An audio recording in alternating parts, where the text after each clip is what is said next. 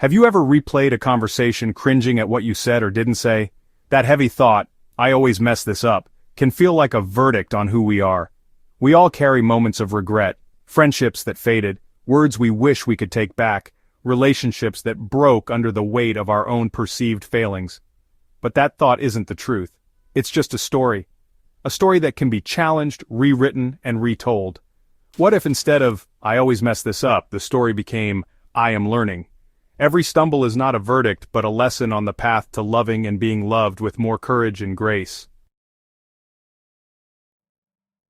Shifting from "I always mess up" to "I am learning" is a courageous act. It means trading self-criticism for self-compassion.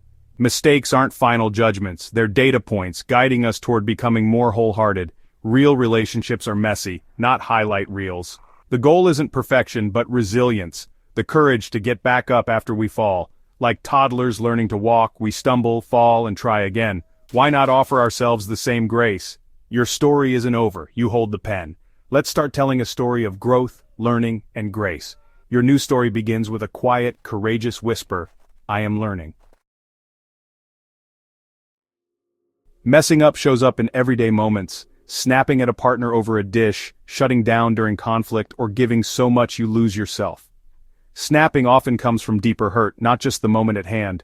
Shutting down feels safer but creates distance and confusion. Overgiving leads to exhaustion and resentment, leaving you wondering who you are anymore.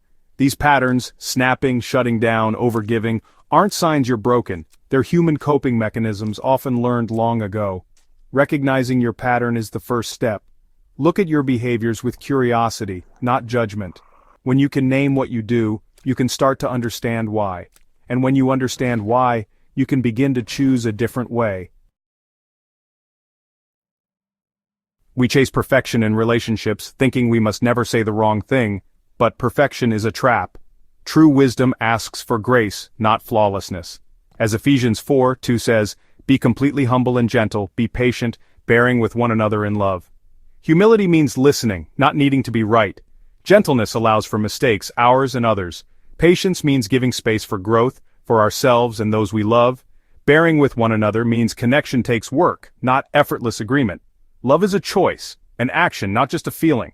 The goal isn't to avoid messes but to clean them up together, with grace.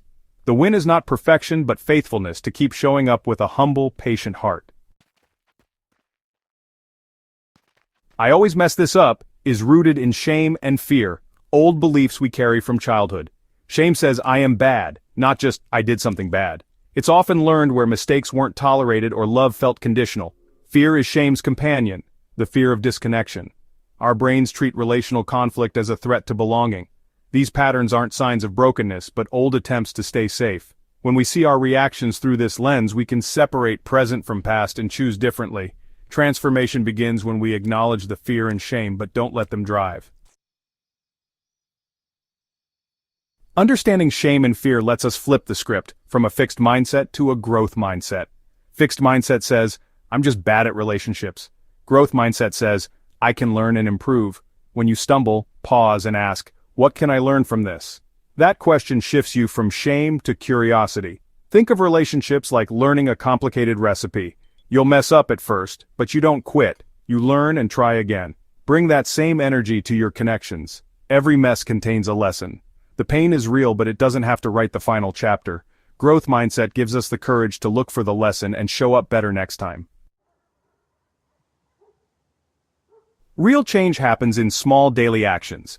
Here are 3 steps to build more graceful connections. First, create a pause. When you feel triggered, take a breath or step away. That pause is your superpower. It lets you choose your response. Second, own your part without shame. Apologize cleanly. "I'm sorry I yelled, that wasn't okay, and I'm working on it." Accountability builds trust. Third, repeat a positive affirmation. Replace "I always mess this up" with "I'm learning to connect with grace," or "I'm worthy of love even when imperfect." These steps aren't magic, they're practice. Each time you do them, you strengthen new pathways in your brain. The goal isn't perfection, but progress. Even on hard days, these small hinges can swing open big doors. You are building the muscle of connection, one choice at a time. Imagine your heart as a garden. Maybe you've seen only weeds and withered stems, proof of failure. But grace arrives like gentle rain, softening the ground. It doesn't judge the weeds, it nourishes the earth. You begin to tend this space, pulling shame gently, using past hurts to build new paths. You plant seeds of patience, humility, and compassion. Some days are hard, but you keep showing up.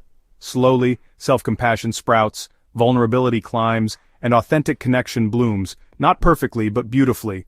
Your heart was never barren. It was waiting for grace and for you to believe something beautiful could grow there. Hope is already blooming. You are learning, you are growing, and your garden is coming to life. Thanks for watching Speak Life Studio. Support this mission at buymecoffee.com. Every gift helps us share more faith-filled messages.